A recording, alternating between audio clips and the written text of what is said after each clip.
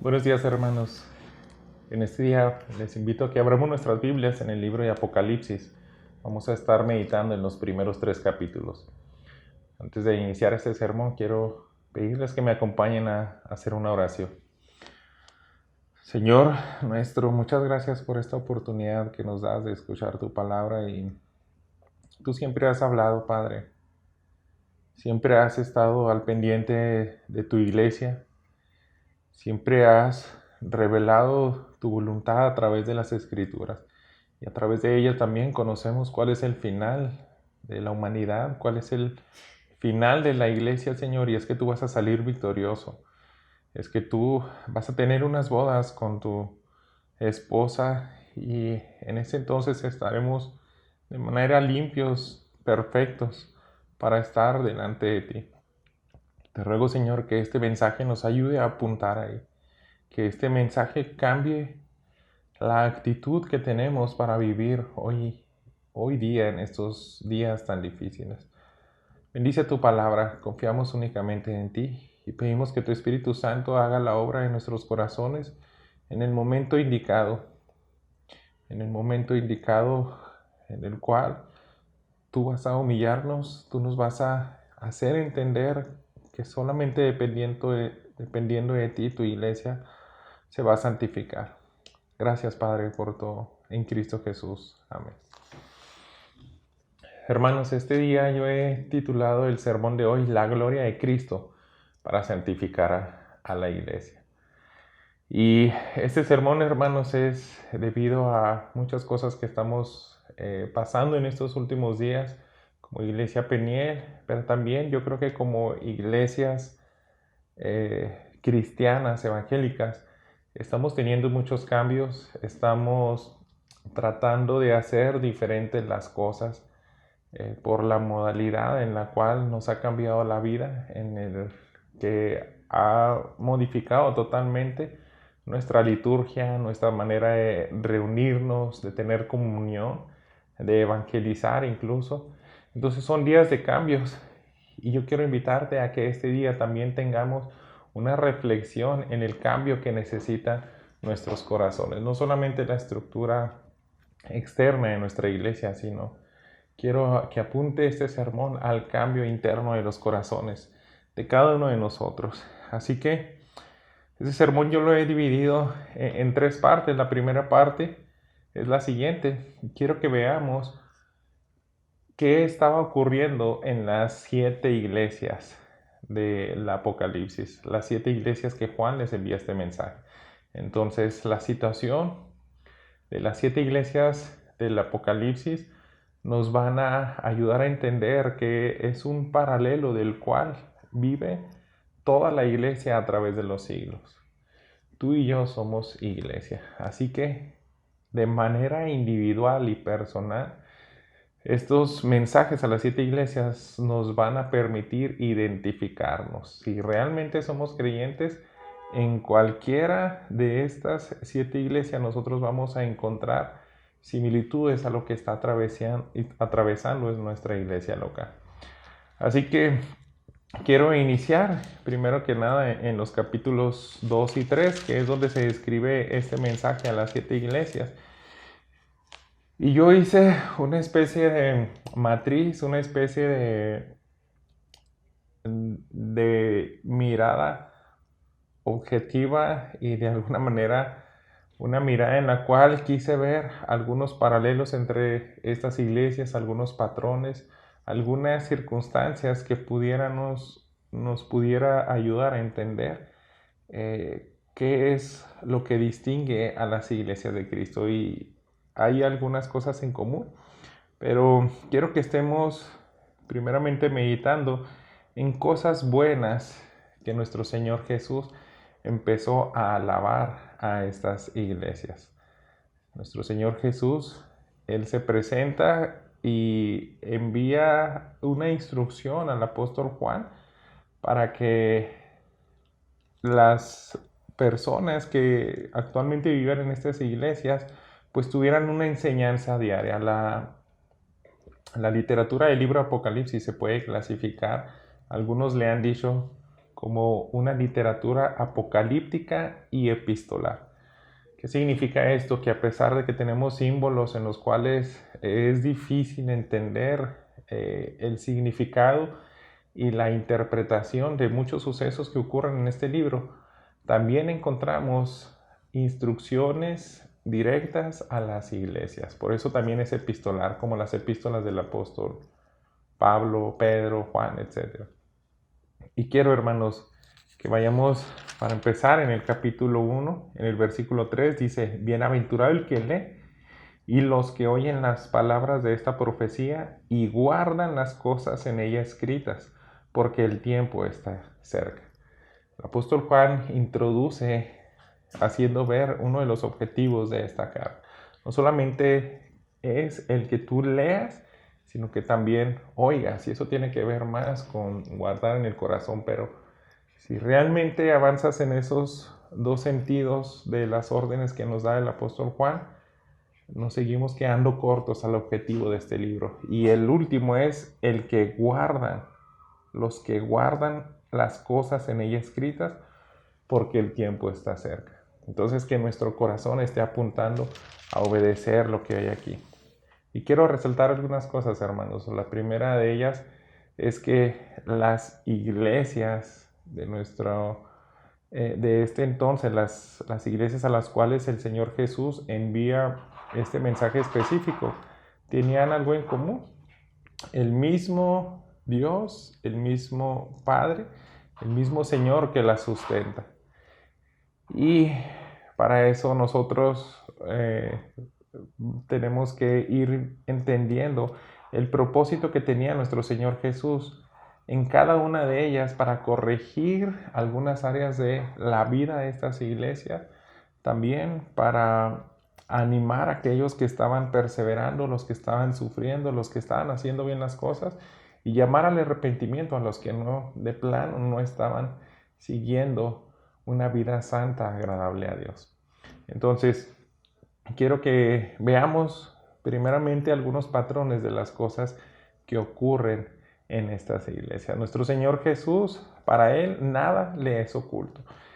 Y es interesante, bueno, es una realidad que en cada mensaje que inicia estas iglesias hay un patrón, y es el siguiente. Dice: yo conozco. Si vemos al mensaje de la iglesia de Éfeso, en el capítulo 2, en el versículo 2, dice: yo conozco tus obras, tu arduo trabajo y paciencia. Y empieza a describir más todo lo que ve en esa iglesia.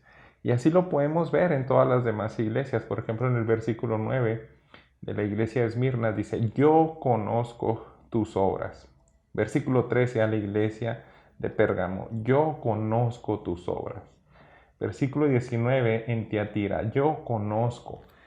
Y eso nos hace ver, hermanos, que no podemos ocultar absolutamente nada de nuestro Señor Jesús. Él conoce tu vida de manera completa, no puedes ocultarle nada a Él. Si tú formas parte de una iglesia local, Él te conoce. Nosotros somos los que tenemos un cierto patrón en nuestra vida de compromiso a Dios, y ese patrón también se ve reflejado en la iglesia. Y aquí hay enseñanzas, hay mensaje para ti y para mí de manera directa. Entonces, si nuestro Señor Jesús conoce absolutamente todo lo que hay en su iglesia, a Él le gusta reconocer las virtudes, las cosas dignas de alabanza que podemos tener. Por ejemplo, en la iglesia de Éfeso, en el versículo 2, Él reconoce que es una iglesia trabajadora, es una iglesia que tiene obras, a la vez que ha sido paciente, tiene fe, tiene celo santo para mantenerse pura. No soporta a los que aborrece nuestro Señor Jesús. Para ser más directo, quiero leerles este versículo: yo conozco tus obras, tu arduo trabajo y paciencia, que no puedes soportar a los malos, y has probado a los que se dicen ser apóstoles y no lo son, y los has hallado mentirosos. Entonces, se fijan, reconoce las virtudes de la iglesia de Éfeso. Yo creo que ellos tenían excelentes maestros y entendidos en las escrituras, porque lograron desenmascarar a aquellos falsos apóstoles, aquellos que de manera astuta se infiltraron a esta iglesia, pero tenían líderes realmente sabios que no permitieron que enseñanzas de falsos maestros llegaran a afectar a esta iglesia. Entonces el Señor Jesús les alaba. Y hay un patrón, hermanos, que quiero que veamos, y es el sufrimiento. Déjenme decirle que en todas las iglesias nuestro Señor Jesús recalca que hay o habrá sufrimiento. Entonces, hermanos, es una necedad cuando nosotros queremos hacer iglesia y planteamos el evangelio solamente con esa frase. Me gustó mucho un libro que alguien escribió que decía: Dios tiene un plan maravilloso para tu vida. La verdad es que sí, es una gran realidad que nosotros debemos de tener plenitud de gozo, deleite en nuestro Padre, pero a la vez es una realidad de que en la iglesia hay sufrimiento. Y lo podemos ver porque en estas iglesias se ve el sufrimiento. No es inevitable. La iglesia de Éfeso, de Esmirna, de Pérgamo estaban sufriendo. Por ejemplo, la iglesia de Esmirna en el versículo 9 y 10 dice: yo conozco tus obras y tu tribulación. También dice en el 10: no temas en nada lo que vas a padecer. He aquí el diablo echará a algunos de ustedes en la cárcel para que seáis probados y tendrás tribulación por 10 días. Se fijan, hermanos, nuestro Señor Jesús absolutamente no oculta el sufrimiento en las iglesias. Sin embargo, ¿qué pasa en aquellas iglesias donde no estaban sufriendo? También es válido. A lo mejor lo están atravesando en ese momento que se les escribe estos mensajes, no estaban sufriendo, no tenían una vida de persecución, pero sin embargo quiero que veamos a la iglesia de Tiatira.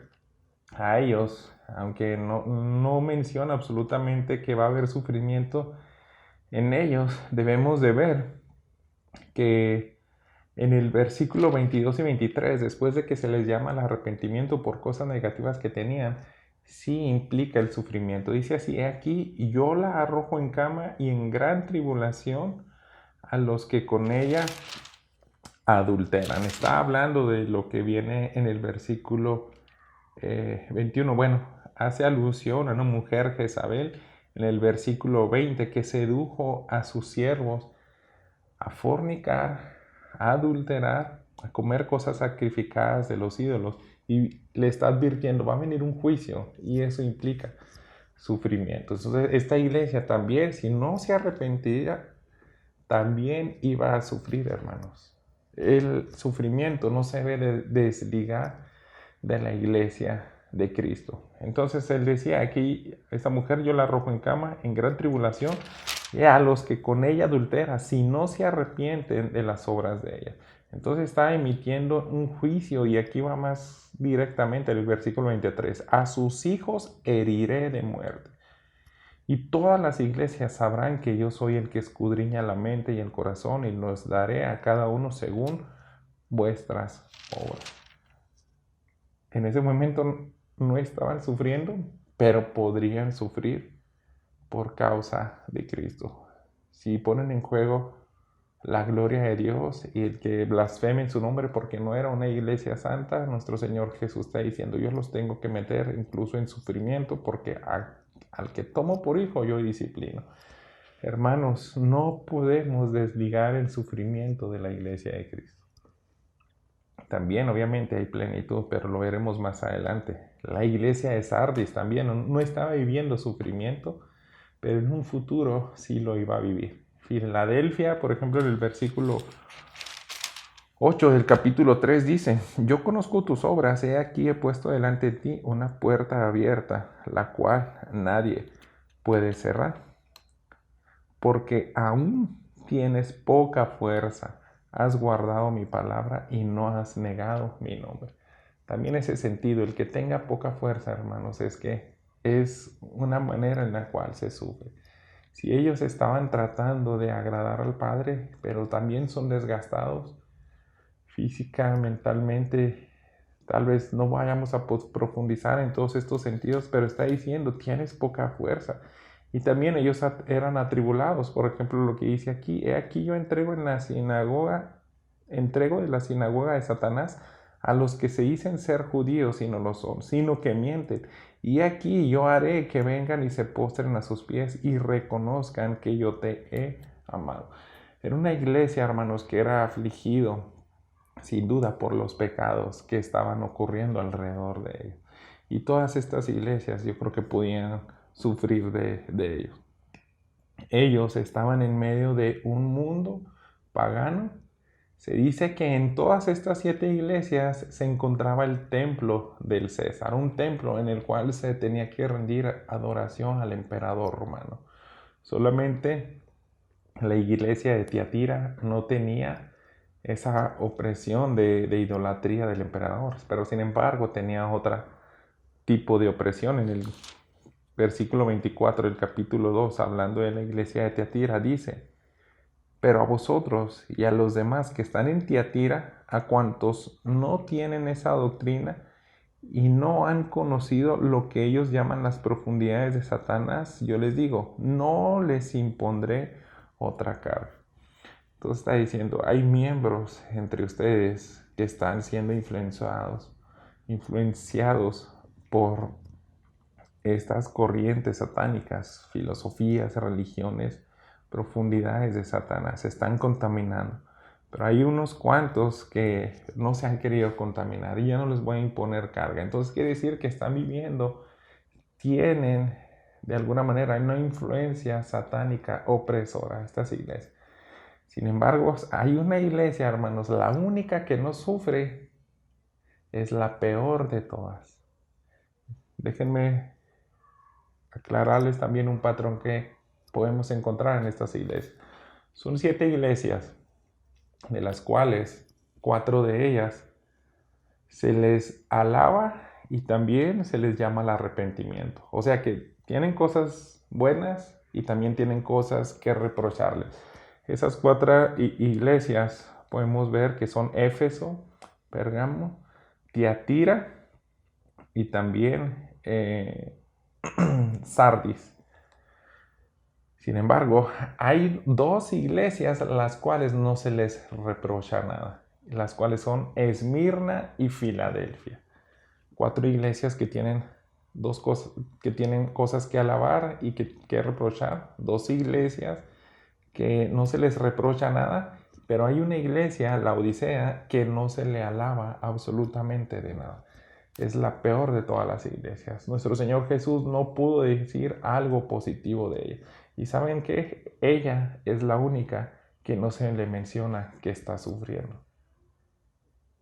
Entonces, debemos de analizar solamente de manera panorámica algunas cosas que podemos encontrar en estas iglesias. Quiero que, a pesar de que ya vimos a lo mejor de manera muy breve las cosas dignas de alabar que nuestro Señor Jesús dijo de ellos, quiero que veamos también las cosas a las cuales Él les llamó para que se limpiaran.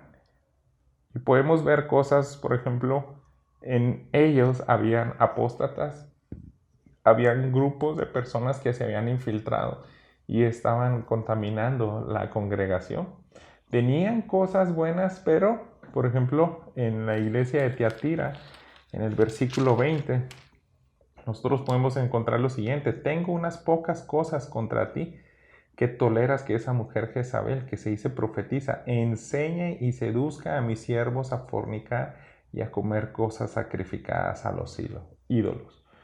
Alaba a esta iglesia a nuestro Señor Jesús y después le dice, pero, y lo mismo hizo con Esmirna en el versículo 9 de ese mismo capítulo 2. Yo conozco tus obras y tu tribulación y tu pobreza, pero tú eres rico, y la blasfemia de los que se dicen ser judíos y no lo son, sino sinagoga de Satanás. Entonces, también tenían integrantes en esa membresía que se hacían llamar varones piadosos, judíos circuncisos de corazón, pero no eran circuncisos de corazón, eran siervos de Satanás. Entonces estaba contaminada la membresía de esta iglesia. Y quiero que empieces a pensar también de que es una realidad de que no hay iglesia perfecta. No hay iglesia perfecta. Aunque hay dos iglesias que no se le reprochan nada, sin embargo conocemos el corazón del hombre y no podemos ser perfectos de este lado de la eternidad. Hay otra cosa, por ejemplo, en la iglesia de Éfeso, aunque aparentemente son cosas positivas para nuestro Señor Jesús, Él ve de manera objetiva las cosas como son. Dice el versículo 4 respecto a la iglesia de Éfeso. Pero tengo contra ti que has dejado tu primer amor. Entonces ahí está, nuevamente le alaba en muchas cosas, pero ¿sabes qué? Olvidaste tu primer amor. Y es interesante porque a esta misma iglesia en el versículo 2 le alaba por lo siguiente: yo conozco tus obras y tu arduo trabajo y paciencia, y que no puedes soportar a los malos. Entonces le está diciendo, tú tienes obras y trabajas arduamente. Entonces, a lo mejor pudiéramos pensar en lo siguiente: es una iglesia que tiene mucho activismo, tiene muchas obras buenas y es algo que se necesita en el Evangelio, pero sin embargo lo estaban haciendo quizás ya por los motivos incorrectos. Lo hicieron ya como una costumbre. Lo hicieron también como algo que ya no estaba siendo movido por las cosas correctas. Y eso es el amor. Una pasión por honrar al Rey. Una pasión por agradar a nuestro Señor Jesucristo. Entonces se fijan, aunque hay cosas buenas en las iglesias, también hay cosas que nuestro Señor Jesús quiere que las hagamos a un lado. Todo esto tienes que estar pensando tú en que te puedes identificar en algunas de ellas. Tal vez tú eras un creyente que en algún punto de tu vida hacías cosas con tanta pasión, con tanta felicidad, te gozabas, y ahora a lo mejor puede ser como una de las iglesias que le dice: y conozco que tus obras postreras son mejores que las primeras, pero si el motivo no es correcto, entonces tienes que corregir eso. Hay dos iglesias, Pérgamo y Tiatira, que se les dice directamente: tienen ídolos, han fornicado. Algunos con la doctrina de Balaam, de los Nicolaitas. Entonces son iglesias que también en ese entonces estaban siendo contaminados por enseñanzas, filosofías que querían crear seguramente un sincretismo con el Evangelio para empezar a desviarlos con la verdad. Sardis, por ejemplo, le dice directamente: si tienes malas obras, en el versículo 1 dice: yo conozco tus obras, que tienes nombre de que vives y estás muerto. Entonces dice: tú tal vez tengas un concepto de ti mismo, pero tus obras para mí son muertas. Eso también existe en las iglesias. Y no se diga más de la Odisea, que era la peor de todas. Yo conozco tus obras, en el versículo 15, capítulo 3, que ni eres frío ni caliente. Ojalá fueras frío o caliente. Pero por cuanto eres tibio y no frío ni caliente, te vomitaré de mi boca. Entonces, muchos consideran de que esto de frío y caliente es solamente una cuestión. Frío o caliente es una buena obra, porque en el contexto cultural de esta ciudad, la Odisea, se encontraban aguas termales, las cuales eran de sanidad. Y también, si tienes aguas frescas, son aguas en las cuales puedes traer frescura cuando vienes viajando, quieres meter los pies en aguas frescas, quieres beber agua fresca. Entonces, si es agua fría o caliente, es algo bueno. Pero si es algo tibio, eso no sirve, sino solamente para vomitar. Le está diciendo claramente Jesús a esa iglesia: conozco tus obras, que ni eres frío ni caliente. Ojalá fueras frío o caliente. No se puede referir a que ojalá seas converso o inconverso. Prefiero que seas eso a ser tibio. Algunos toman esa interpretación. Tibio es un creyente que no se compromete, que está de hipócrita, a veces actuando como cristiano, a veces no. Pero no se refiere así, porque te meterías en problemas de que Dios diría: yo prefiero que seas salvo o no seas salvo a que seas alguien inconstante. Entonces no puede ser eso porque nuestro Señor Jesús está diciendo, yo prefiero que seas salvo a esto, ya lo metió en una categoría negativa. En fin, no nos detengamos más aquí. Lo que quiero que notemos, hermanos, es que hay cosas que limar, hay cosas que limpiar en nosotros como cuerpo de Cristo. Y hermanos, cuando el apóstol Juan escribe esta carta, ya habían pasado 50 años quizá de que estas iglesias habían sido fundadas, tal vez unos años más. En el libro de los Hechos, en otras epístolas del apóstol Pablo, podemos ver detalles de cómo se fundaron estas iglesias y de qué tan fieles y trabajadoras eran. Pero llega un punto en el cual se contamina y ellas tienen que recibir una exhortación de nuestro Señor Jesús para que se limpien de esas cosas que ya se dejaron contaminar. Entonces no les bastó más de una generación para ser una iglesia que no perseveró. Algunas sí perseveraron y les alaba, pero algunas otras no. Entonces tú sé honesto y sincero y a cada una de estas iglesias, en especial a las que les encontró falla nuestro Señor Jesús, les llama al arrepentimiento. Yo les decía, solamente hay 2 iglesias que no se les llama al arrepentimiento, Esmirna y Filadelfia, pero a ellas se les llama a perseverar, igual que a todas. Entonces, ¿qué pasa cuando nuestro Señor Jesús te está diciendo, límpiate de los ídolos, no forniques conmigo, no cometas fornicación en la relación que tengo contigo, no tengas dioses ajenos delante de mí? Quiero que te asegures de que no has olvidado tu primer amor. Quiero que te asegures de que tus obras tienen una motivación correcta. Quiero que te asegures que no haya orgullo en ti. Por ejemplo, en la iglesia de la Odisea, en el versículo 17 dice, porque tú dices, yo soy rico y me he enriquecido y de ninguna cosa tengo necesidad. Esa era la descripción, la posición en la cual ellos se veían. Decían, nosotros somos perfectos, somos ricos, tenemos todos, y sin duda por el contexto de la ciudad sí tenían mucha riqueza económica. Pero nuestro Señor Jesús, hermanos, escuadrilla los corazones y lo que importa es la percepción que Él tiene de nosotros. En ese mismo versículo dice a la iglesia de la Odisea 17 al final, no sabes que tú eres un desventurado, miserable, pobre, ciego y desnudo. Entonces había sin duda orgullo en esta iglesia. Ellos creían que estaban bien, pero era todo lo contrario, eran los peores. Ahora, hermanos, si nuestro Señor Jesús escribió estas cartas a las iglesias, era para que se purificaran. Y aquí podemos terminar el sermón, irnos tranquilos, meditar. Pero ¿cómo le haces para que estos mensajes en los cuales te llaman a santificarte tengan un efecto real en tu vida? Yo quiero proponer lo siguiente, y es el segundo punto que quiero que veamos.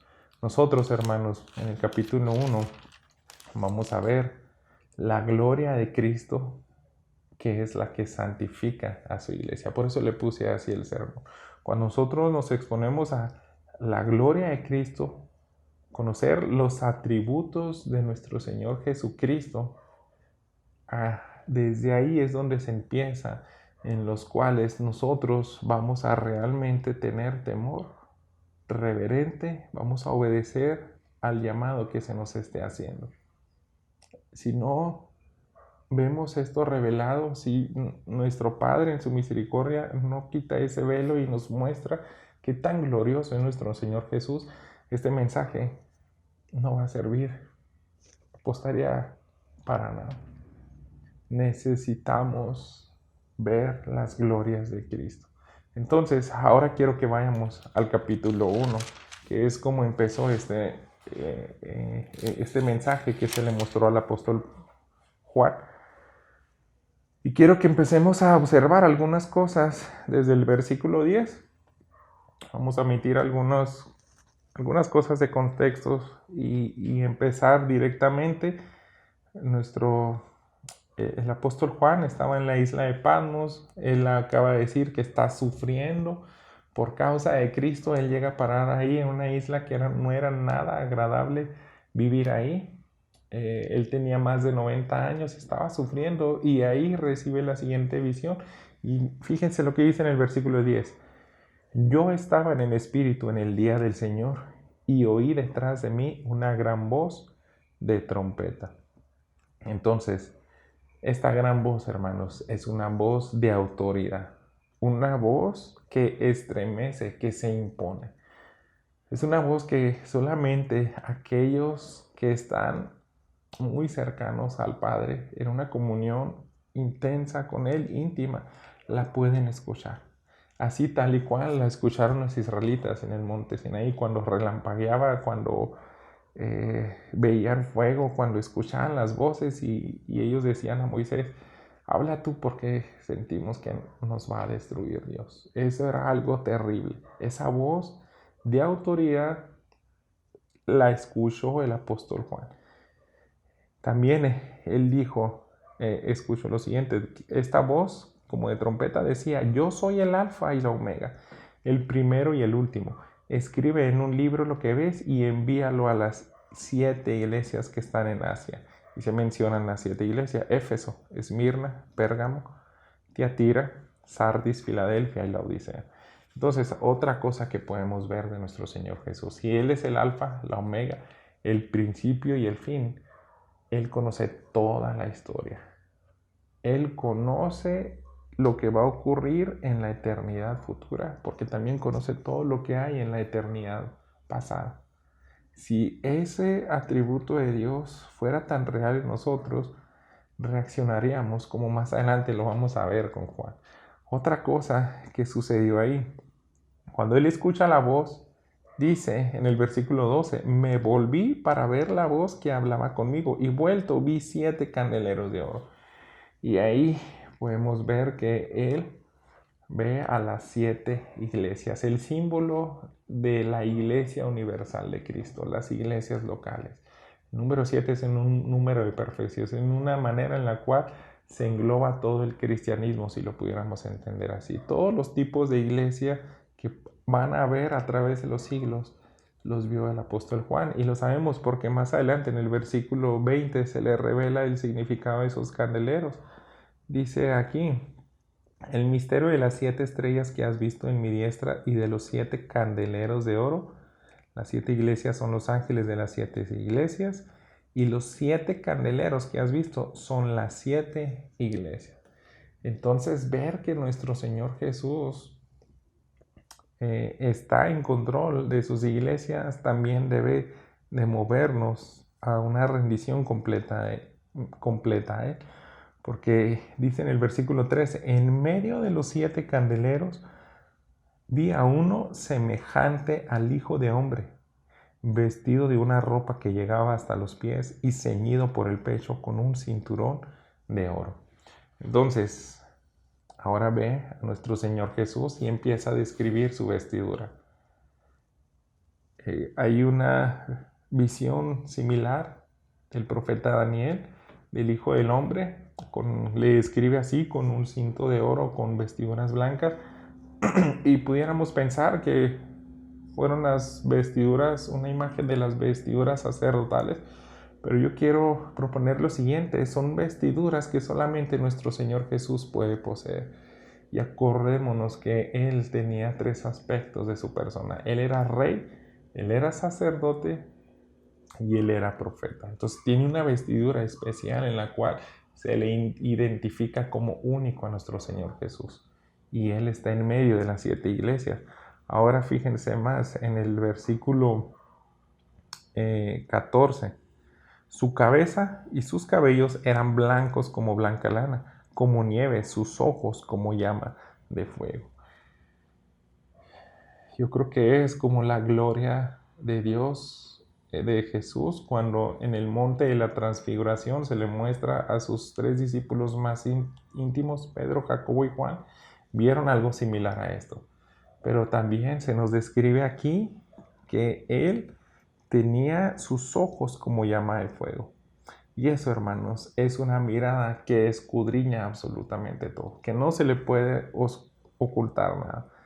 Todos estamos desnudos delante de Él. No podemos ocultar nada. Por eso, a las 7 iglesias, como les dije anteriormente, siempre les dice, el que conoce, yo conozco tus obras y todas las cosas buenas que te alabo y también las cosas en las cuales necesitas un arrepentimiento. Este es nuestro Señor Jesús y también pudiéramos tener siempre presente en nuestra vida diaria que Él tiene unos ojos a los cuales no se nos puede ocultar nada.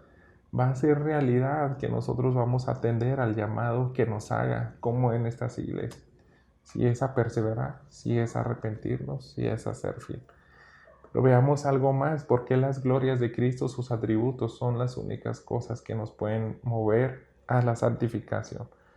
Pensemos ahora en el versículo 15, después de que describe cómo es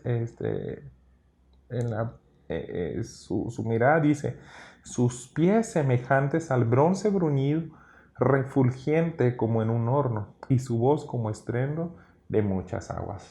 Vuelve a repetir la autoridad de su voz, pero ahora agrega algo, sus pies como bronce bruñido, como algo al rojo vivo, me pudiera imaginar yo. Y pensemos en esto, hermanos, el bronce es el material del cual se les dio indicaciones que hicieran el altar. Entonces, aquí, hermanos, hay juicio. Nuestro Señor Jesús camina con autoridad porque es el único que puede juzgar a todos.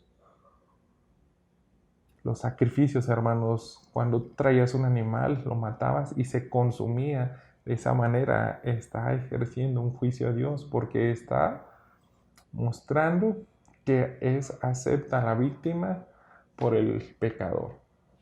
Entonces, es juicio, hermanos. Si nosotros tuviéramos esto tan grabado también en nuestra vida diaria y tuviéramos esa visión de la gloria de Cristo presente en nuestras vidas, seguramente harían efectivo el mensaje de las 7 iglesias a nuestras vidas. Sigamos avanzando. En el versículo 16 nos dice algo de su soberanía. Tenía en su diestra 7 estrellas. De su boca salía una espada aguda de 2 filos y su rostro era como el sol cuando resplandece en su fuerza. Entonces nos habla lo que habíamos visto ahorita hace unos minutos en el versículo 20. Las 7 estrellas equivale a los mensajeros.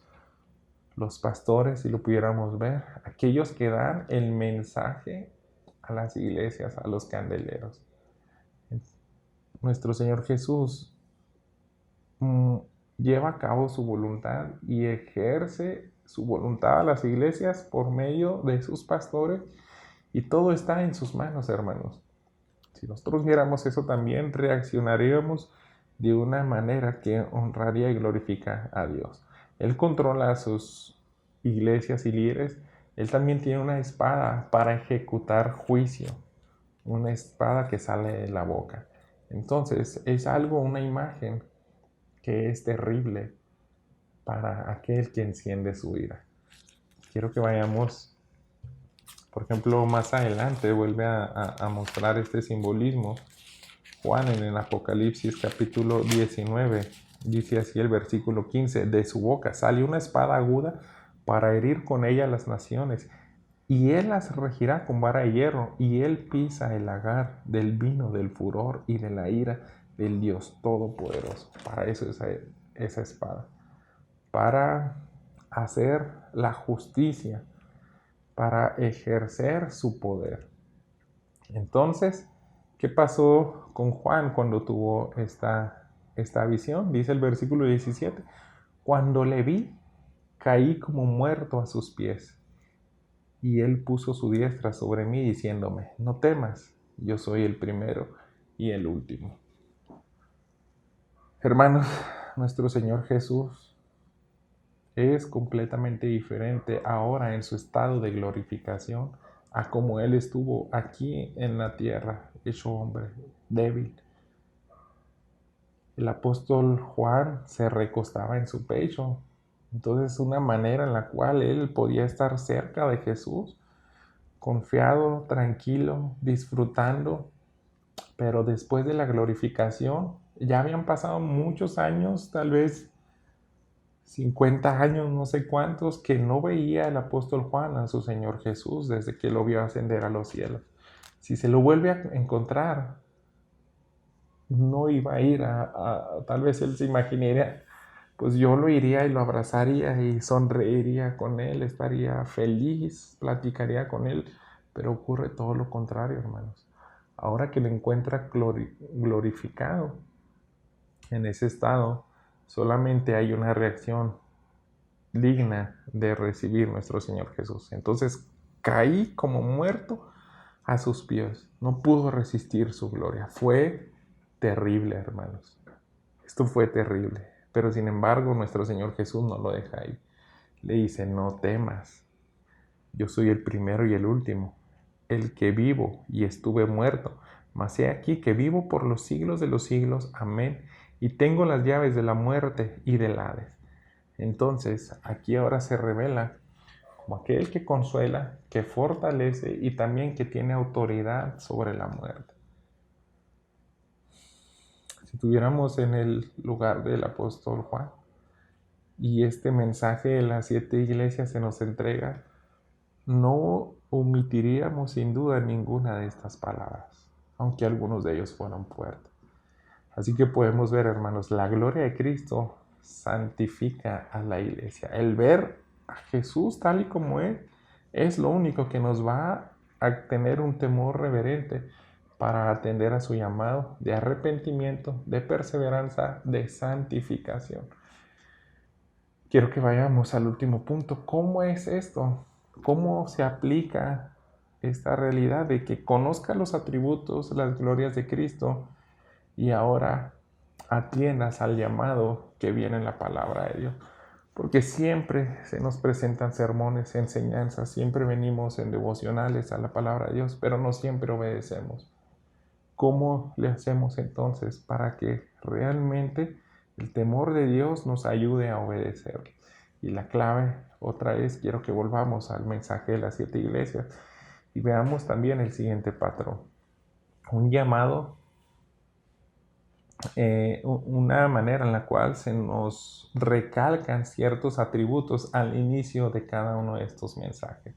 Por ejemplo, en la iglesia de Éfeso, pongamos mucha atención, como dice en el versículo 1 del capítulo 2. Escribe al ángel de la iglesia en Éfeso, el que tiene las 7 estrellas en su diestra, el que anda en medio de los 7 candeleros de estos, dice esto.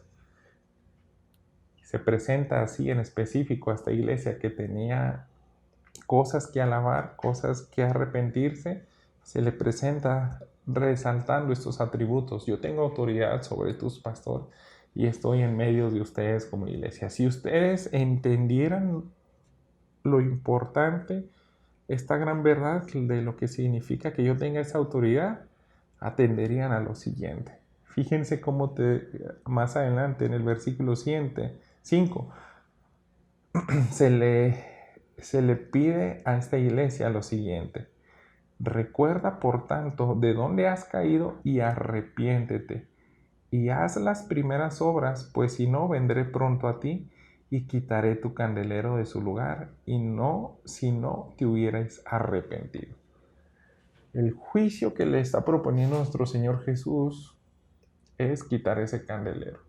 Sería terrible para el pastor recibir esta noticia, que era, yo creo, principalmente para el siervo de Dios este mensaje. Aunque iba dirigido a la iglesia, el pastor está incluido en la iglesia, pero ese mensaje tiene que afectar primeramente al pastor para que el pastor lo transmita a la congregación. Si el pastor no es fiel y no es temeroso a entender y aceptar esa realidad que Jesús camina en medio de los 7 candeleros de oro y que Él es sostenido en su derecha, Él no va a llamar al arrepentimiento a esta iglesia. Él no le va a importar el juicio que le está diciendo nuestro Señor Jesús. Si no te hubieras arrepentido, quitaré tu candelero de su lugar. Entonces, hermano, así lo vemos. Entender esos atributos de Dios nos van a llevar a responder de manera correcta al llamado que Dios nos hace. Ahora veamos a Esmirna. Fíjate cómo dice el versículo 8. Y escribe al ángel de la iglesia de Esmirna, el primero y el postrero, el que estuvo muerto y vivió, dice esto. Ahora, ¿cómo podemos ver que este atributo puede afectar a aquel mensajero que trae esta exhortación a la iglesia? Quiero que veamos cómo se hace efectivo estos atributos de Dios. En el versículo 10 dice, no temas en nada lo que vas a padecer. He aquí el diablo echará a alguno de vosotros en la cárcel para que seas probado y tendrás tribulación por 10 días. Sé fiel hasta la muerte y yo te daré la corona de vida. Este mensaje era en específico para esta iglesia. Tú vas a sufrir y también pueden llegar hasta la muerte por causa de mi nombre. Pero si tú no entiendes lo siguiente, la manera como me presenté delante de ti, no vas a soportar. Él les dice, yo soy el primero y el postrero, el que estuve muerto y vivo. Entonces les recalca, yo tengo el poder sobre la muerte. Si eso fuera realidad en tu vida, no temerías a cualquier amenaza por causa de obedecerme. No temerías predicar mi evangelio, hablar de todos los atributos de Dios, si estos te llevan a la muerte. Veamos la iglesia de Pérgamo. Nuestro Señor Jesús se presenta recalcando los siguientes atributos. Escribe el ángel en el versículo 12 de la iglesia en Pérgamo, el que tiene la espada aguda de 2 filos, dice esto. El que tiene la espada para hacer juicio, la espada de verdad. Ahora a esta iglesia en específico le dice en el versículo 16, por tanto, arrepiéntete pues, si no vendré a ti pronto y pelearé contra ellos con la espada de mi boca. Entonces le está diciendo, yo te llamo al arrepentimiento para que dejes de tener todas esas actitudes, pecados que te alejan de mí. Y si no lo haces, voy a utilizar esa misma espada para ejercer la justicia. Quiero que veamos ahora a Tiatira. A ellos se presenta en el versículo 18, resaltando estos atributos que ya había visto Juan en la visión. Dice, escribe el ángel en la iglesia de Tiatira, el Hijo de Dios, el que tiene ojos como llama de fuego y pies semejantes al bronce bruñido, dice esto. Entonces, recordemos que eran los ojos como llama de fuego, aquel que escudriña todo. Los pies de bronce, aquellos también que son para emitir un juicio terrible. A Tiatira se les pide lo siguiente en el versículo 23. A sus hijos heriré de muerte y todas las iglesias sabrán que yo soy el que escudriña la mente y el corazón y les daré a cada uno según sus obras. Yo a esta iglesia les voy a mostrar que nada se puede ocultar delante de mí. Yo a esta iglesia les voy a mostrar que puedo destruir. Entonces, les advierte, se presenta con esos atributos específicos, porque si no atienden ese llamado, los va a ejercer a como el lugar. Nadie se va a interponer ante Dios. Veamos una iglesia más. Sardis, en el versículo 1 se presenta así: el ángel de la iglesia de Sardis, el que tiene los 7 espíritus de Dios y las 7 estrellas, dice esto: yo conozco tus obras, que tienes nombre de que vives y estás muerto. Otra vez, otra iglesia a la cual le dice los 7 espíritus y las 7 estrellas, dice esto: los pastores yo los tengo en mis manos, a ellos yo los conozco, ellos me van a rendir cuentas a mí, ¿Y cuál era uno de los propósitos específicos que tenía para esta iglesia? Lo encontramos en el versículo 3. Acuérdate pues de lo que has recibido y oído y guárdalo y arrepiéntete, pues si no velas, vendré sobre ti como ladrón y no sabrás a qué hora vendré sobre ti.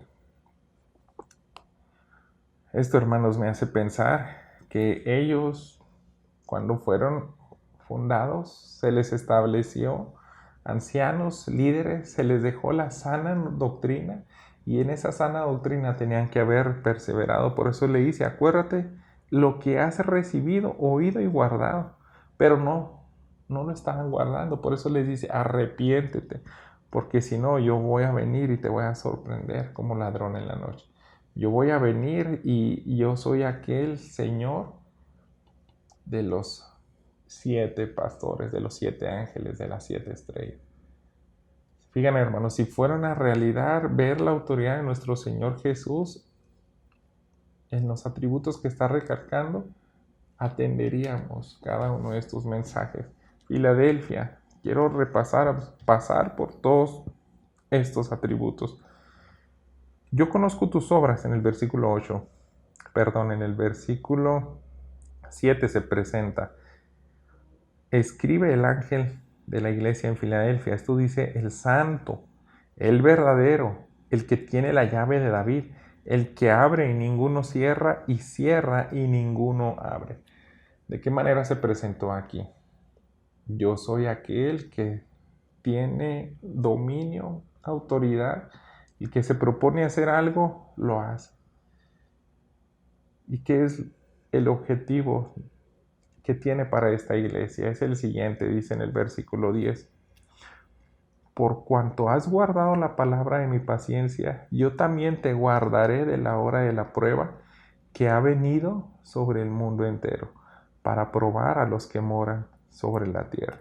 Era una iglesia, hermanos, que necesitaba entender que nuestro Señor Jesús tiene la llave de David, puede guardarlos, puede cerrar las puertas que dañan a la iglesia, el destino está en sus manos, pero aquí les está diciendo, si tú tan solo tuvieras bien presente esta realidad, vas a poder ser fiel a lo que te estoy pidiendo. En el versículo 17, si tú has guardado mi palabra, permaneces en esa paciencia, yo también te guardaré, porque ¿sabes qué? Va a haber prueba.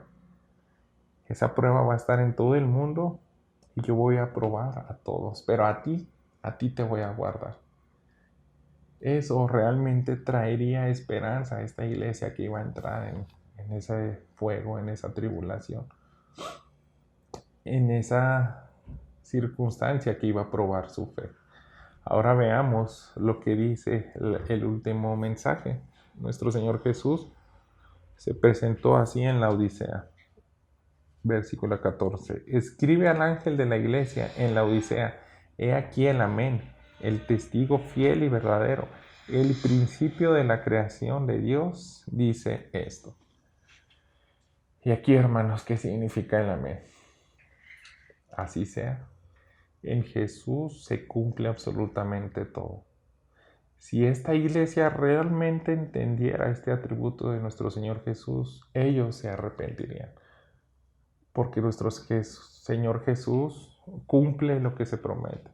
Quiero que pensemos en lo siguiente. Esta era la peor de todas las iglesias. La iglesia que no tuvo nada de qué alabarle. Y sin embargo, conocemos otra realidad a través de la Escritura, que nuestro Señor Jesús va a realizar las bodas del Cordero con una iglesia limpia, sin mancha. Entonces esta iglesia tiene que llegar a ese punto como de lugar. Si Jesús es el amén, si ustedes realmente, iglesia La Odisea, entendieran que yo soy el amén, se van a arrepentir. Porque yo voy a hacer lo siguiente. Ese mismo atributo lo vemos ejercido aquí en el versículo 18 y 19. Por tanto, yo te aconsejo que de mí compres oro refinado en fuego para que seas rico, y vestiduras blancas para vestirte, y que no se descubra la vergüenza de tu desnudez. unge tus ojos con colirio para que veas. Yo reprendo y castigo a todos los que amo. Sé pues celoso y arrepiéntete. Entonces decirle, lo puedes hacer de manera voluntaria, que es lo que más me va a honrar, que tú de manera voluntaria te despojes de todo este pecado que tienes y te purifiques. Porque si no lo haces, tienes que llegar a fuerzas a ese estado de santificación. Entonces aquí voy a entrar yo con mi disciplina. Si no te arrepientes, yo voy a ser firme y voy a ejercer los atributos con los cuales me presenté. El amén. Yo soy el testigo fiel y verdadero. El principio de la creación de Dios dice esto. Si Él es el fiel y verdadero, es aquel que apunta hacia Dios. Él es el camino, la verdad y la vida. Él es el fiel. Él no puede negar a su palabra. Si Él, por el poder de su boca, de su voz, hizo toda la creación y también la sustenta, Él es aquel que va a cumplir todo aquello que dice. Yo quiero una iglesia santa, entonces también examínate.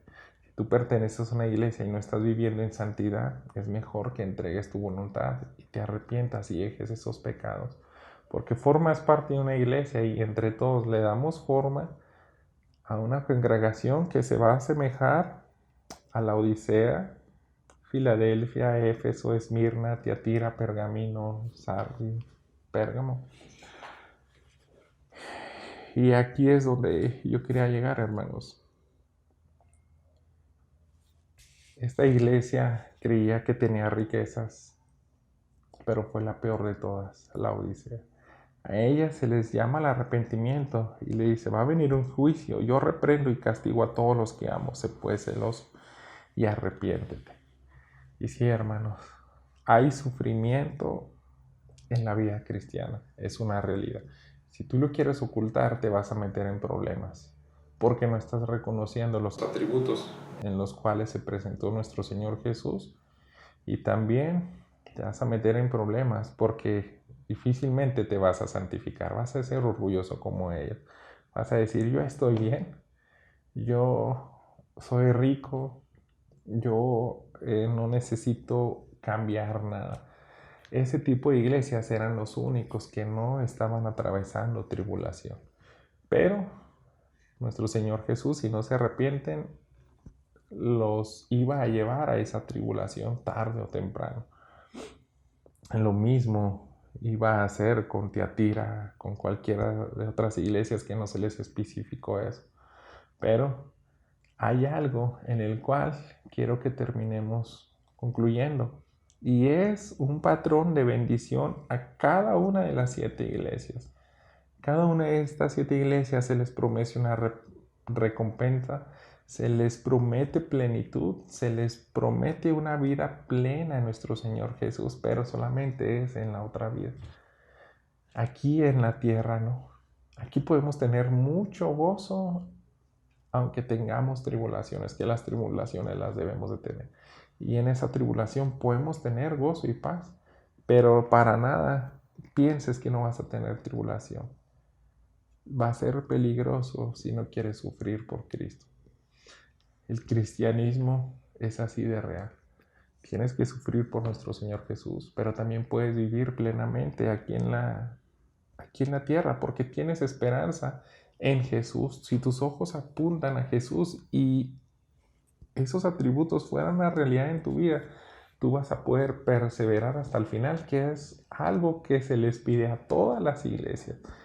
Quiero que terminemos este mensaje de las 7 iglesias leyendo las promesas que se les dice. Piensa en Éfesos versículo 7. El que tiene oídos, oiga lo que el Espíritu dice a las iglesias. Al que venciere, le daré a comer el árbol de la vida, el cual está en medio del paraíso de Dios. Versículo 11 a Esmirna. El que tiene oídos, oiga lo que el Espíritu dice a las iglesias. El que venciere, no sufrirá daño de la segunda muerte. A la iglesia de Pérgamo, en el versículo 17. El que tiene oído, oiga lo que el Espíritu dice a las iglesias. Al que venciere, daré a comer del maná escondido y le daré una piedrecita blanca y en la piedrecita escrito un nombre nuevo, el cual ninguno conoce sino aquel que lo recibe. Esto me gusta mucho porque es un regalo particular a cada uno de nosotros. Algo especial, único que nuestro Señor Jesús preparó para ti y para mí. También a la iglesia en Tiatira se le da la promesa en el versículo 26, al que venciere y guardare mis obras hasta el fin, yo le daré autoridad sobre las naciones, las regirá con vara de hierro y serán quebradas como vaso de alfarero, como yo también la he recibido de mi Padre, y le daré la estrella de la mañana. Qué bendición, ¿verdad? Tener a nuestro Señor Jesús para disfrutarlo una eternidad, deleitarnos con Él por los siglos de los siglos. Dice a la iglesia de Sardis en el versículo 5, capítulo 3, el que venciere será vestido de vestiduras blancas, y no borraré su nombre del libro de la vida, y confesaré su nombre delante de mi Padre y delante de sus ángeles. El que tiene oído, oiga lo que el Espíritu dice a las iglesias. A Filadelfia le dice en el 12, al que venciere, yo le haré columna en el templo de mi Dios, y nunca más saldrá de ahí, y escribiré sobre él el nombre de mi Dios y el nombre de la ciudad de mi Dios y la nueva Jerusalén, la cual desciende del cielo de mi Dios, y mi nombre nuevo. El que tiene oído, oiga lo que el Espíritu dice a las iglesias. También a la Odisea, hermanos, le dio la misma promesa que él tenía que darles esperanza en el versículo 21. Al que venciere le daré que se siente conmigo en mi trono, así como también yo he vencido y me he sentado con mi Padre en su trono. El que tiene oído, oiga lo que el Espíritu dice a las iglesias. Entonces, hermanos, a esto somos llamados a santificarnos, a sufrir por Cristo, a vivir plenamente aquí, pero completamente esa plenitud se verá en la eternidad. Y nosotros ya presentamos este mensaje y la reacción tiene que ver con lo siguiente. Yo les decía, si los atributos de Dios fueran reales en nuestra vida, obedeceríamos, atenderíamos este llamado y esta predicación no quedaría vacía sin ejercer el propósito del cual se nos envió en este día. Somos iglesia, somos aquellos que tenemos que recibir este mensaje, y yo creo que quiero proponer lo siguiente para reflexionar en cómo podemos hacerle para que estos atributos sean reales en nuestras vidas. Quiero llevarlos al Antiguo Testamento, a la historia de dos reyes, del rey Josías. En Segunda de Reyes nosotros encontramos su historia en el capítulo 22. Fíjate cómo dice el versículo 11 acerca de este rey que estuvo dispuesto a amar a Dios. Él tuvo temor de Dios cuando escuchó su mensaje. La historia la conocemos, aquel rey que encontró el rollo perdido de la ley. Y cuando se le lee, fíjate cuál fue su reacción.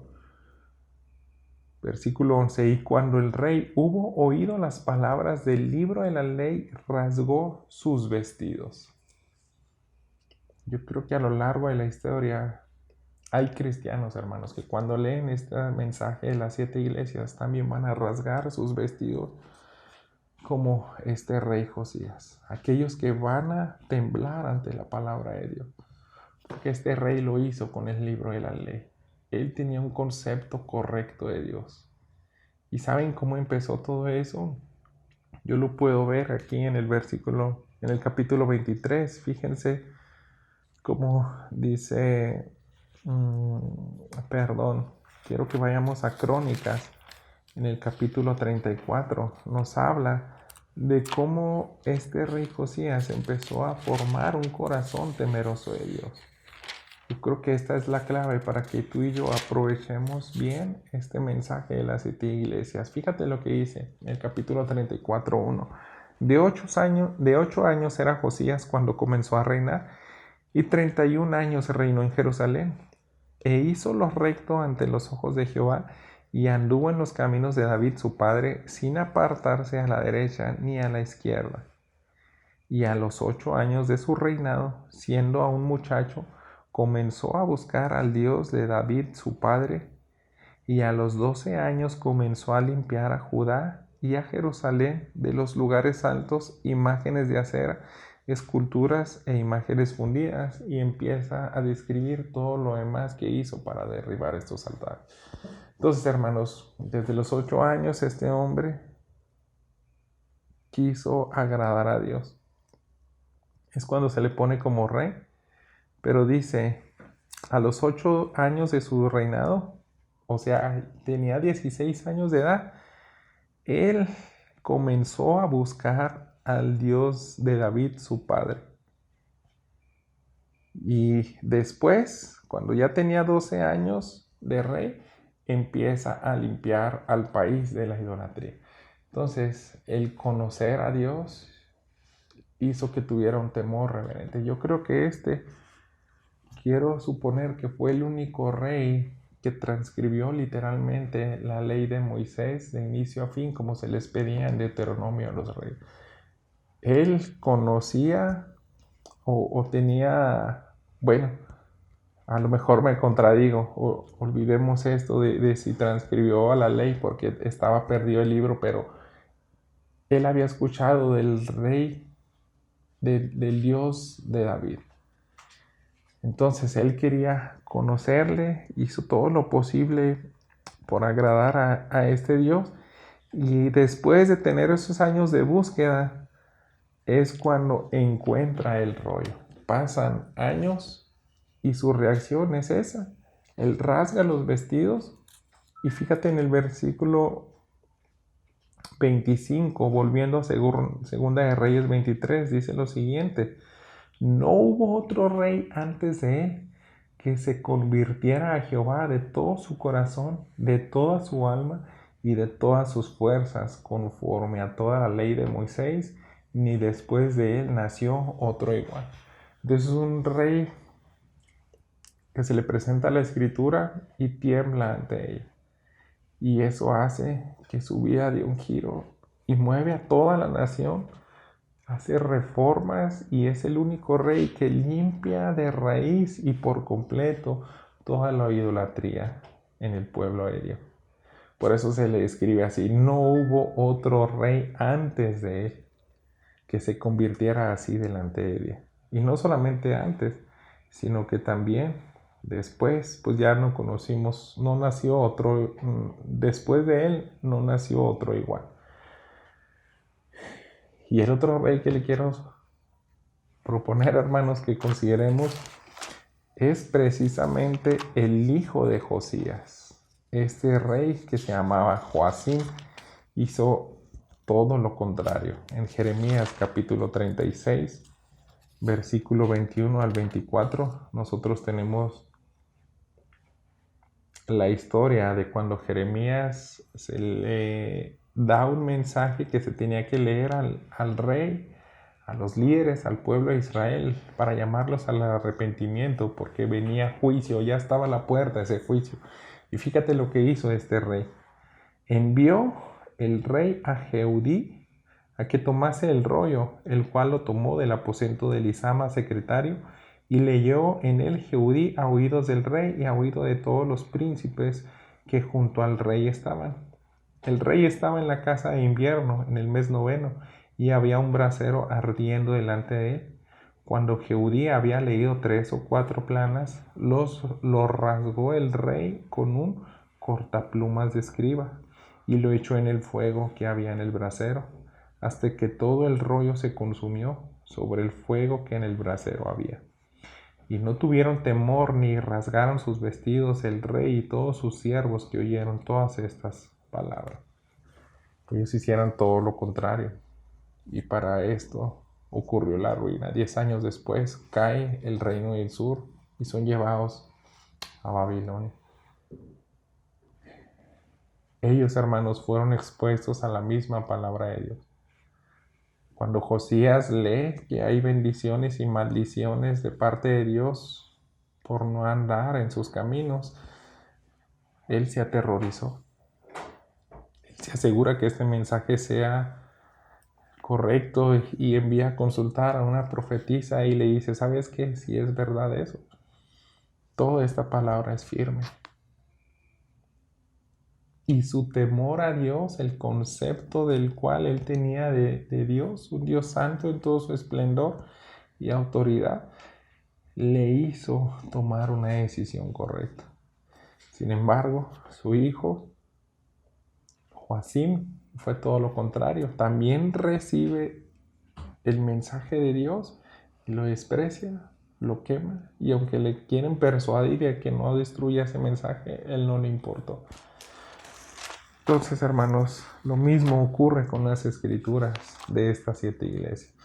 Puedes hacerlas a un lado y jamás volver a acordarte de ello. Pero yo te invito a que te humilles y realmente eres hijo de Dios. Trates de hacer una iglesia santa, una iglesia que agrade a Dios. Yo creo que por eso también se nos viene poco antes de cerrar el Apocalipsis, en el último capítulo, estas palabras que apuntan a eso.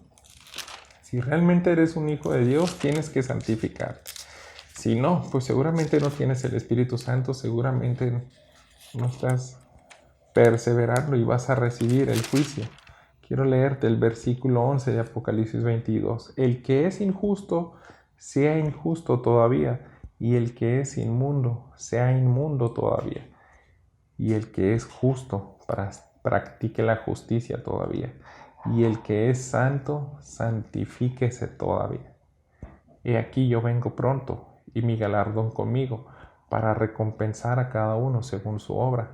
Yo soy el Alfa y la Omega, el principio y el fin, el primero y el último. Hermanos, no necesitamos ser Juan para voltear y ver esa visión gloriosa y caer como muertos y ahora sí obedecer. ¿Saben por qué? Porque Josías no vio esa gloria de Dios. Él vio su palabra. Él buscó a Dios y Él le reveló en su mente, en su corazón, en su entendimiento, esa gloria que pudo ver Juan. Él fue inundada su conciencia, su corazón, con esa gloria. Entonces me refiero, no lo vio literal, no tuvo esa experiencia, ese tipo de éxtasis o revelación como Juan, pero sí cualquier creyente, hermanos, si nos proponemos a ir a la palabra de Dios en temor y buscarle y pedirle que revele esas glorias de Cristo y sus atributos, es lo único que nos va a ayudar a obedecer, a santificarnos, a perseverar para recibir la recompensa, estar una eternidad con nuestro Señor Jesús. Él les bendiga.